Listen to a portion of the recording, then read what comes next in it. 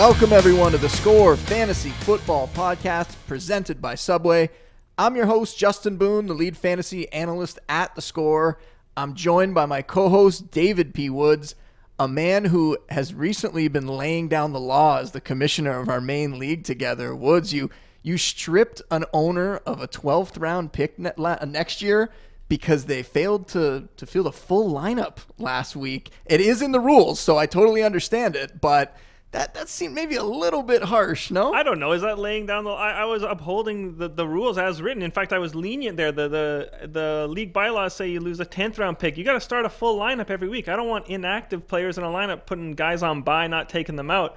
I recommend that rule to everybody's fantasy league. I think it sort of forces guys to make tough drops and adds at some point and keep things a little more fair towards the end of the season. So if that makes me a tough commissioner, I'll happily accept that title. Well, I also love the professionalism. You released a press release to the whole league outlining what was going to happen. There was an independent panel who reviewed the whole thing. It was great. Yeah, I definitely didn't just look up an NFL press release about punishing the Ravens for violating training camp rules or something and just swap in the name of the owner and the 12th round pick instead of $100,000 or something. Nice. Well, we have a special treat on the show today, and for anybody watching the video version of the podcast, we actually are friends at Subway. A huge thanks to them. They provided us with these Montreal steak spice sandwiches. They're fantastic. I tried one earlier in the week, so when I found out that we were going to have them on the show today, I was really, really excited. It's great stuff, and Woods already enjoying it over there. On today's episode, Woods and I are joined by another great analyst here in the industry. It's Eliot Crist of the Quant Edge. We're going to get his thoughts on all the biggest fantasy questions this week, including which players are being overlooked in Week 10 and which running backs could emerge as difference makers down the stretch. But first here, let's take a look at a couple players who have burst onto the scene in our Fantasy Arrivals segment, which is presented by our friends at Subway, home of the new Montreal Steak Spice Collection. And I am going to use this opportunity to talk about Marquez Valdes-Scantling. He's been arriving over the last few weeks. It seemed like it might just be a temporary thing. Geronimo Allison, Randall Cobb were hurt for a little while there, but now Allison's on IR. Valdes-Scantling is going to produce here, and it's just been great. He had 100 yards last week. He has 100 yards or a touchdown in each of his last 4 games. He's arrived, and he is here to stay as a wide receiver 3, Woods. Yeah, MVS would have been my pick too, I think, here. But since you took him, I'll talk about a player who I spoke briefly about last week, and I still sort of feel the same about him, even though he didn't have a huge Week 9, and that's Corey Davis. Coming out of the Titans bye, he caught 6 of 10 targets. He had 56 yards. That doesn't sound like a great fantasy day, obviously. But what matters was he was definitely Marcus Mariota's preferred target. I think he had about 35% target share, and he probably should have scored a touchdown in that game. Mariota just missed him in the end zone when he was open. This week, the Titans get the Patriots. Corey Davis put up 2 touchdowns against them in the playoffs last year. I still think he's capable of some big things in the second half, and I think he's a player who we could say arrives this week. All right. Well, as I mentioned, our guest today, Eliot Crist of the Quant Edge. You can follow him on Twitter at Eliot Crist, and that is Eliot with 1 L. He is an analyst that has just been skyrocketing up the industry here. He became the sports product manager at the Quant Edge in the offseason. Eliot, I appreciate you joining us today. What's going on, guys? I'm really excited to be here. Why don't you give our listeners just a bit of a breakdown of what you have going on over at the Quant Edge? I know you guys have some really exciting fantasy tools. Yeah, absolutely. So we have a head-to-head tool where you can compare any 2 players between each other or their matchup. So you want to take a wide receiver going up against the team this week.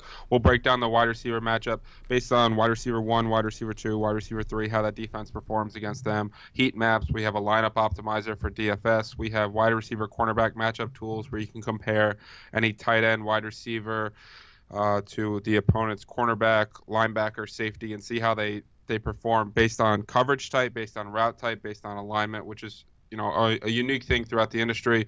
We have our injury tool, which I think is fantastic. You can take any player off the field and see how his team is impacted. Offensive player, offensive lineman, defensive player. And if you take any offensive player off the field, you can see how all the fantasy relevant players are impacted. So, if Sam Darnold's just ruled out, you can go to 2017 and put Josh McCown on the field and see how that impacts all the receivers' target share. Or, take an offensive lineman out that's missing this week, and then see how the quarterback's yards per attempt is adjusted. We have all that, and then we have our betting tool that we just launched 3 weeks ago, which is actually 28-13 so far against the spread. You can get our picks, or as a fantasy player, you can actually make your own projections on players. So say we got the Bengals playing the Saints this weekend. You think Drew Brees is in for a monster game. You just slide Drew Brees from an average game to a great game, and you can see the impact on the line and the totals. If you use promo code Eliot, you'll get $10 off your first month for fantasy, or $10 off your first month for the betting tool. And we're providing a lot of information that you can't find anywhere else, in addition to about 20 unique podcasts and articles a week on football. We also offer basketball, and we have a premium chat too, where I walk people through all their lineups every week. So, we're trying to give people as many tools, as much content, and as much one-on-one attention with me and our analysts as possible. And that's what we're doing over at thequantedge.com. It's awesome. It's great stuff. And I think we're all going to be updating our rankings and our tools here now that we found out that Dez Bryant is actually signing with the Saints. Dez is back. We saw him fade during his last days with the Cowboys there, and he wasn't really gaining separation. So I wasn't really surprised that he wasn't able to find a job in the offseason, and that we've had to wait till sort of midway through the season here before he did find work. But we saw Adrian Peterson have a similar situation where he couldn't find a job for a while, and now he's carrying the offense in Washington. I don't know that that's going to be the case here for Dez, but getting to play with Drew Brees definitely helps. So, Eliot, do you foresee Dez making a big fantasy impact now that he's in New Orleans?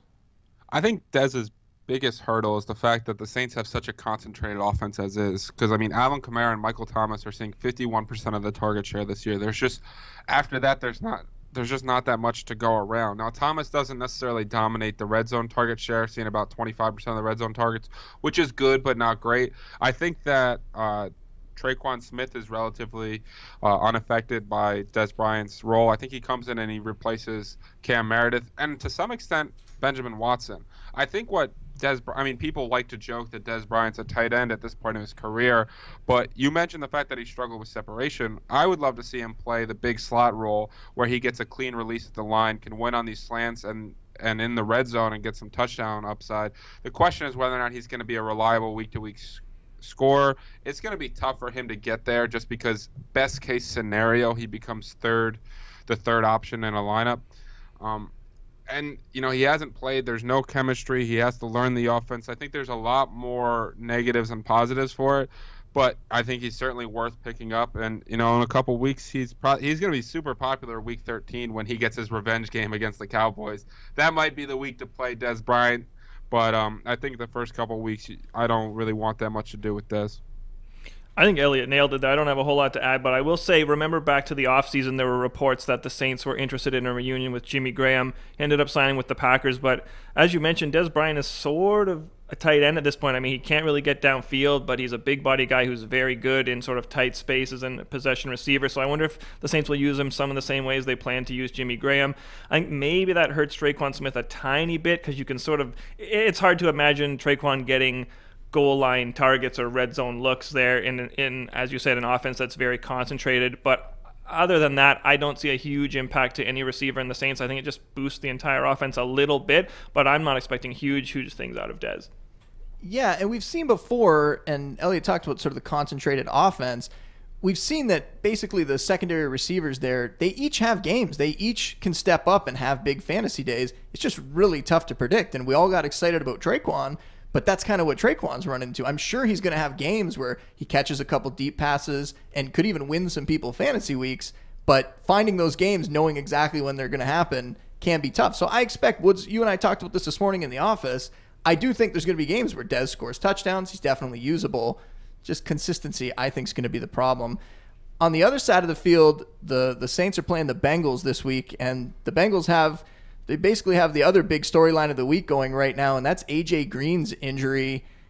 He's got a diagnosis there, a toe injury. Definitely going to be out for at least a couple weeks. It's terrible to see. Reportedly won't need surgery, though, so at least there's some good news there. But anytime you're taking the best player out of an offense, there's going to be a big impact.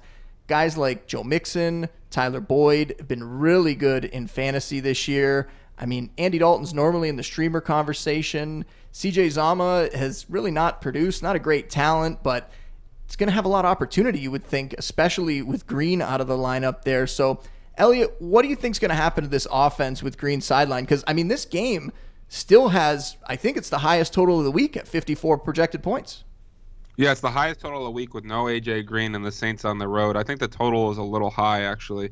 But one of the concerning things for Andy Dalton is if you look at his last 3 years without A.J. Green. Now, this past 2018, we have a very small sample size of 68 snaps, and he actually has a higher yards per attempt at 9.16 compared to 6.9 with A.J. Green. But that's such a small sample size, I'm kind of throwing it out.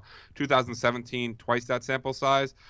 Without A.J. Green, his yards per attempt was at 2.65. With was 6.66. 2016, where A.J. Green missed about half the season, his yards per attempt dropped from 7.9 to 6.3. You know, Andy Dalton's going to miss him. I think the biggest benefactor is going to be Tyler Boyd. Now, the thing about Boyd is he's got an amazing matchup to begin with. Like, even if A.J. Green was playing this week, I would be all in on Tyler Boyd. He runs about 78% of his routes from the slot.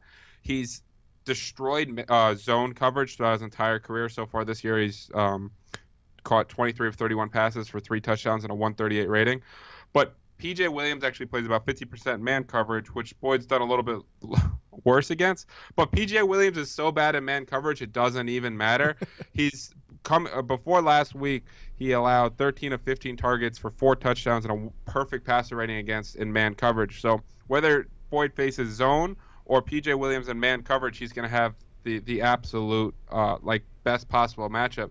Plus, if we look all the way back to 2016, when Brandon LaFell was the number 2 receiver for the Bengals, and when A.J. Green wasn't off the field, his target share jumped from 14% to 24%. So we're getting a lot more volume for Tyler Boyd in this one, and a great matchup against P.J. Williams because he should stay in the slot. C.J. Uzomah, you've mentioned it.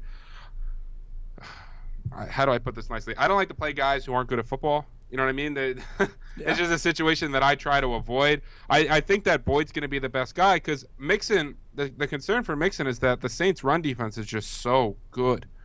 You know, they're the best in the league in so many different categories. They just held Todd Gurley to his worst game of the entire season. That I think that Tyler Boyd's the best way to attack this game.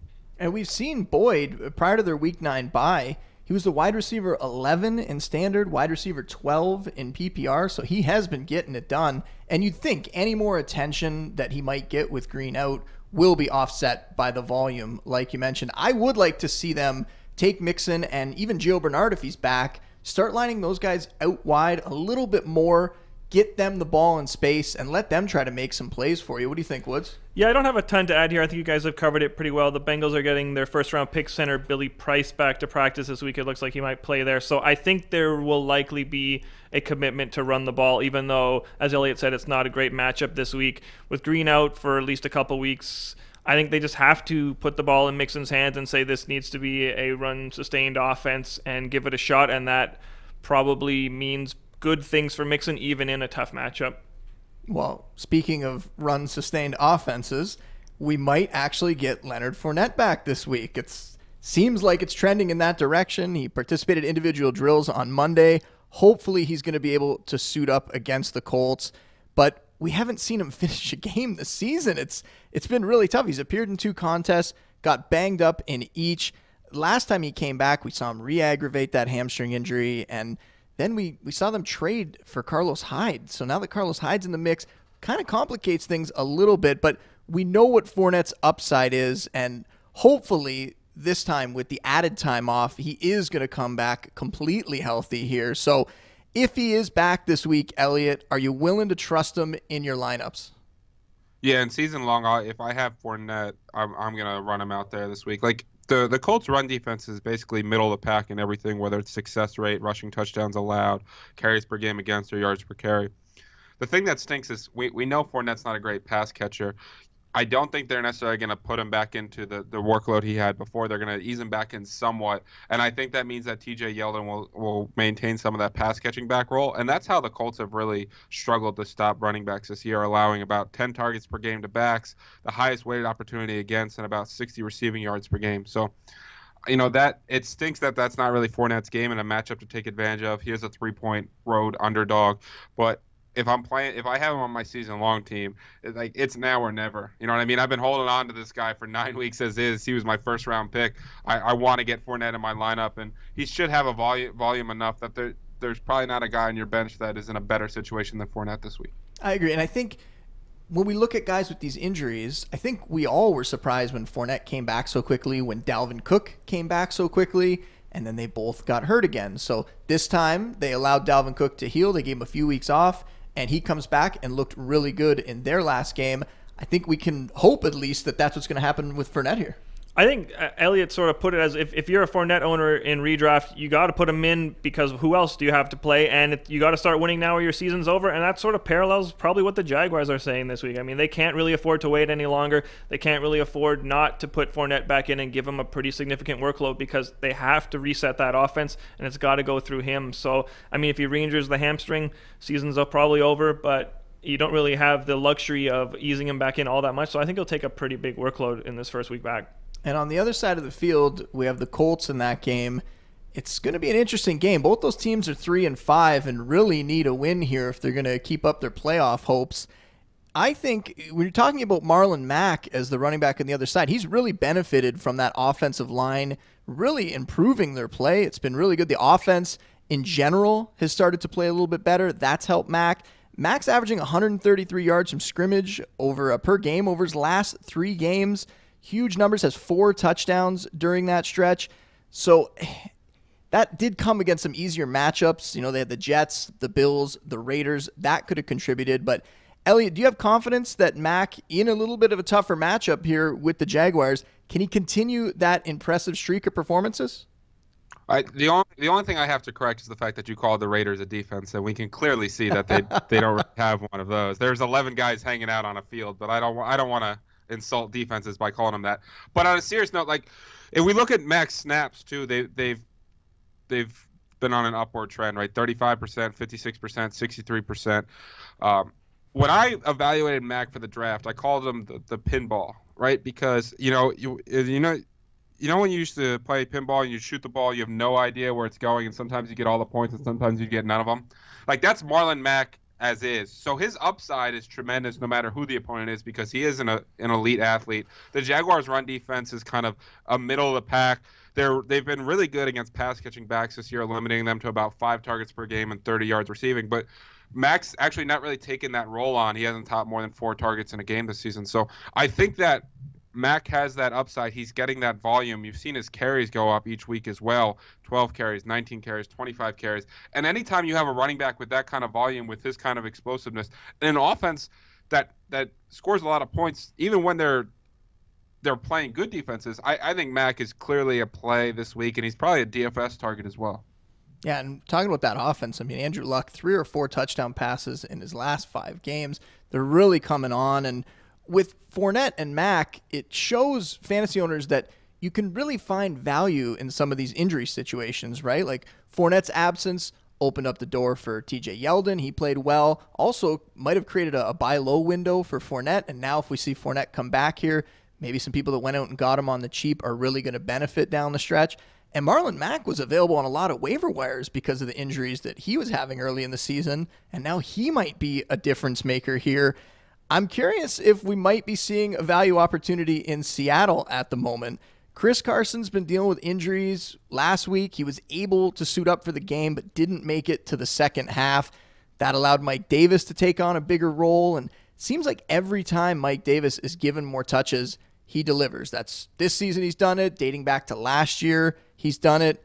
We also have, first-round pick Rashad Penny, who has not done much this season, but this could be an opportunity for him to get his foot back in the door in this backfield. So what do you think the play is here, Eliot? If Carson's out, is Davis an RB2 this week? Do you think Penny could actually do something here? Maybe take on half of the work or even potentially pass Davis? We have to assume the team wants that to happen, I would think, or is the smart move even just to wait on Carson? Maybe you can go get Carson on the cheap now, let him get healthy for a week or two if he doesn't play this week, and then he could be a guy like we were talking about with Mack that once he's healthy, comes back in and can really help your team. Yeah. There's a lot to unpack there. So let's start with the Carson question. Yes, I would go out and see if I could buy Chris Carson low, because when he is healthy, they've shown that they want to play him about 70% of snaps and see if they can get him 18 to 20 carries. And the Seahawks are a good enough team where they're going to be able to give Carson that opportunity. And with running backs, it's all about volume. Do the Seahawks want Rashad Penny to get the football? Like you said, logic would make you think that, but the whole season they've decided that the 7th-round guy and the undrafted free agent are more important to get on the field. And quite frankly, they've outplayed Penny. Even last week when Carson left, Penny only played 15% of the snaps, and Mike Davis played 73% of the snaps. On the season when Carson's off the field, Davis has played about 40% of the snaps compared to Penny's 25% of the snaps. Davis has seen 82% of the red zone carries and 10% of the targets compared to Penny's 7% of the targets and 9% of the red zone carries. So that's when Chris Carson's off the field. So I think Davis is the guy to own. Like, anytime you get a running back that's going to play 75% of the snaps, he's a value. And Davis has shown out pretty well. They target him in the pass game, and he's going to get all the red zone touches. That's exactly what I'm looking for out of an RB2. Yes, it's a tough matchup as 10-point underdogs, but you can run on the Rams somewhat. And the Seahawks are, they really like to maintain the running game. They will force it. That's something Brian Schottenheimer's hung his hat on for quite a while now. But I like Mike Davis a lot. Yeah, and they had success running the ball against the Rams earlier in the season. I think they had over 180 rushing yards in that game. So, and Davis was a part of that. He had 68 and a touchdown, I'm pretty sure, in that game. So they can definitely move the ball. I also like Davis. And it sort of leads me to the question of, it seems like this time of year we see running backs emerge. Maybe it's just one, maybe there's a couple who come out of nowhere and become fantasy stars even down the stretch. I'm curious if Davis and Penny could be among that list, but I want to throw out a couple other names here. Elijah McGuire, I mean, he looked pretty good. Outsnapped Isaiah Crowell in that first game back, and I mean, that might have been a little bit game script there, but I think that team really likes him. We could see him come on. The Eagles' backfield, with Darren Sproles potentially coming back here, could turn into this weird four-way timeshare nightmare, or we could see somebody step up there. Maybe it just turns into two guys. There could be value there. Pass-catching backs like Duke Johnson, Theo Riddick, they might be able to step up and fill some of the receiving voids on their teams, could have value. Maybe even it's somebody I'm not mentioning here. It could be a guy like Ronald Jones. Maybe he comes back, gets healthy, kind of like that Rashad Penny scenario where you think the team with the draft capital invested might want to try to get him involved. So, Eliot, I don't know if the right term is underappreciated or what, but which running back here do you think has a chance to become a fantasy star down the stretch here and into the fantasy playoffs?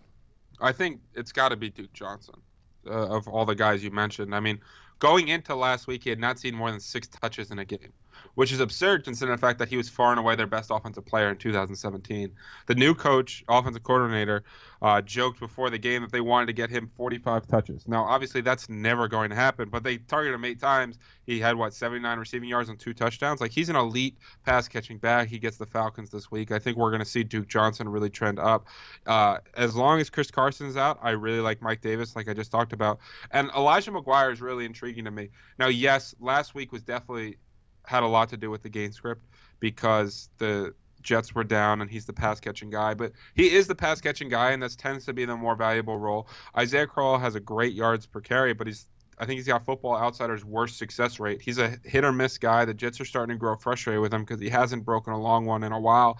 And McGuire was the guy that even when they had Bilal Powell, they had a role designed for him before he broke his foot. So I really like McGuire, too, as a pass-catching guy, a guy that can get more playing time. The Jets are going to fall out of the playoff race and probably want to give more work to young guys. And so I would say that Duke Johnson, Mike Davis, and Elijah McGuire are the guys for me. With the Eagles' backfield, I can't do it. No matter how many guys get hurt, they don't play anyone more than 50% of the snaps. They really like rotating 2, 3, even 4 guys in there, and that low volume is really tough to hit on. So it's a situation I just tend to avoid. Yeah, I wish I could weigh in here with a great answer that Ellie didn't cover, but I looked up and down this list and on rosters trying to find who is going to be the breakout running back that you can go snap up and is going to make a difference in the fantasy playoffs. I think maybe we need to revisit this question in a week because I just don't see that player right now. There's almost no one I can talk myself into. I suppose Duke Johnson, among all the names we just mentioned, is the most interesting to me for the reasons Elliot covered, but like, it's Duke Johnson. It's hard to get all that excited about him. I wonder if we still just need an injury or a practice squad promotion that we haven't even foreseen for sort of that guy who's going to be this year's Jerome Harrison or whoever we want to consider from the past, who just comes out of absolutely nowhere and puts up usable games in late November and December, because I don't see him yet. Yeah, I mean, I think there is a possibility here that Carson's injuries could keep him out maybe more than a week. Maybe, we don't know for sure that he's going to be out this week, but it seems like it's trending that way. Maybe those injuries are a little more serious. If that case happens, it's definitely Mike Davis in my mind. But Elijah McGuire, Eliot talked about him. The Bilal Powell role was just sitting there for him, and now he has it. And we saw Bilal Powell be usable in fantasy earlier in the season. And this week, he's going to get another excellent chance here up against the Bills. They're big favorites in that game. Should be able to lean on them a little bit. And like I mentioned, the coaching staff talked up McGuire a lot before the season. They want to see him succeed. They want to find ways to get him the ball. This is going to be a pretty big opportunity for him. And I also think that with all the talk here, I think one thing we need to mention with these guys, because a lot of them might be owned, probably got picked up off waivers this week. I think we need to mention that fantasy trade deadline likely this week in most leagues. So if you're looking to make a deal for any of these guys, needs to be done immediately. We saw the real NFL trade deadline bring a ton of excitement last week. Bunch of trades went down. We saw Amari Cooper was one of the guys. He got moved before the deadline, but he got traded there. And he went to the Cowboys. He had a week off. He was on bye with the team. Got to really get to know everybody there. Had an extra time to sort of build some chemistry. He came out, had a solid game on Monday night. We're going to see the same here from Golden Tate. He had a week off with the Eagles, hopefully had a chance to learn the playbook, get acclimated to Philadelphia, get used to his new team here. It's going to be interesting to see how he fits in with that offense. I mean, we have Alshon Jeffrey there, Zach Ertz. Really curious. I mean, I think they're going to have to throw the ball. Wentz has started to play really well here. I think that's going to continue down the stretch. So, Eliot, where do you see Tate sliding into this offense? And, I mean, do you think that he is going to impact any of those other stars on that team? I think that he really hurts Nelson Aguilar the most, because Aguilar has struggled when he's outside and been a solid receiver in his career in the slot. But that's why you trade for Tate, is to put him in the slot there. I don't think his role is going to impact Alshon Jeffrey at all, really. Maybe even help a little bit, take a little bit of the focus away from Jeffrey. It may take away a couple targets per game for Zach Ertz, but Ertz's role is really safe with how he and Wentz just have fantastic chemistry together. I think he helps those guys more than anything, really knocks Aguilar out of fantasy consideration, and he's a big boost to Carson Wentz, because Tate's one of those guys that you can throw the ball 5 yards and Tate takes it 25, 30 and starts racking up the passing yards for Carson Wentz. So I think that Tate actually complements the pieces with the Eagles incredibly well. So, yeah, Wentz might be the biggest winner of all. That might be the guy that you want to go out and get. And I did a video last week where I talked about Wentz being a player who there might be teams and owners that have two quarterbacks, because Wentz was going pretty late in drafts. People might have him just sitting on their bench. They might have another usable guy. You could go out and get him on the cheap potentially. I know one of the leagues I'm in, they have Goff and Wentz. Pretty easy to go make an offer and try to get one of those guys, and you're going to have a solid quarterback the rest of the way. Wentz also has a nice schedule for Wentz going forward in the playoffs there. I definitely like him as a player to go acquire if you sort of still looking to solidify your quarterback position. Well, I never thought, we're speaking of quarterbacks, I never thought that we were going to talk about the next topic here, but Nick Mullens played pretty well last Thursday, and Eliot took the shot at the Raiders earlier, and I mean, it was the Raiders. Maybe that was the reason for it. Maybe that made him look really good. He threw 3 touchdowns against them. It could be fool's gold here. But Eliot, I mean, Mullen, is he a legitimate fantasy option this week? I mean, they're playing the Giants, another primetime game. Not ideal for NFL fans, but another primetime game for that 49ers team. I mean, is there anybody in that 49ers offense that you feel confident playing in the passing attack other than, George Kittle, obviously, but with those receivers and Mullens, are you willing to jump in or roll the dice with any of those guys as well? I just want to say thank goodness that the NFL has the Panthers and Steelers playing tomorrow night, because the primetime games lately have been the worst quarterbacks possible. Absolutely. But with Nick Mullens, I can't do it. Listen, he looked great. I mean, the first touchdown pass of his career to Pierre Garçon, I don't think there was anyone within 25 yards of Pierre Garçon, and it was not even a 25-yard touchdown pass. Like, the Raiders bid on the play action so hard. I think you saw the Raiders quit in that game. The Giants' defense has actually been respectable this year. We saw them go down to Atlanta and play pretty well. They played well against Washington. I just think there's a lot better options. Now, if you're absolutely desperate, I guess, but I think even guys maybe like an Alex Smith I'd prefer, who has a better matchup. I think Nick Mullens is chasing a little bit. I don't necessarily know if he has the ceiling. I think you're going to see similar production to C.J. Beathard. I think you can expect like a 14 to 17 point performance, but chasing 3 touchdowns against a Giants defense, that's solid. It's nothing special by any means, but it's been pretty good against quarterbacks this year. It's not really the direction I'm looking to go. Yeah, I would not recommend to anyone that you specifically go out hard for Nick Mullens, but I say that as someone who has put in bids for Nick Mullens in 2 leagues this week because I'm desperate in their deep leagues. I have Deshaun Watson, but I'm honestly contemplating sort of switching that up and going for Josh McCown, who looks like he's going to start this week. Boone, what do you think about that? Who do you prefer out of those 2 guys? I'll put you on the spot. No, I would rather play McCown. I mean, yeah, obviously I think so too. I don't have him in my rankings yet because that just came out just before the podcast here, but I would rather play McCown. I'm going to have them both ranked around 20th probably. And I think that makes sense. I don't think you can go much higher. I know the Bills aren't the best matchup for quarterbacks, but we've seen McCown have some success, and I would rather go with him other than Mullens there. It's tough to get behind that 49ers passing game, and there is a very, very strong chance that it was just Raiders induced last week. So, and the Giants, their pass defense hasn't been too bad actually. Their pass defense is about league average, maybe even a little bit better than that. So, not really wanting to go there. There's only a couple starting quarterbacks that are on bye this week too, and there's other better options like Eliot mentioned for streamers this week. You mentioned McCown though, Woods, kind of spoiling the next section a little bit, but I want to talk about, we do this every week, Eliot. Who do you think is being overlooked in week 10?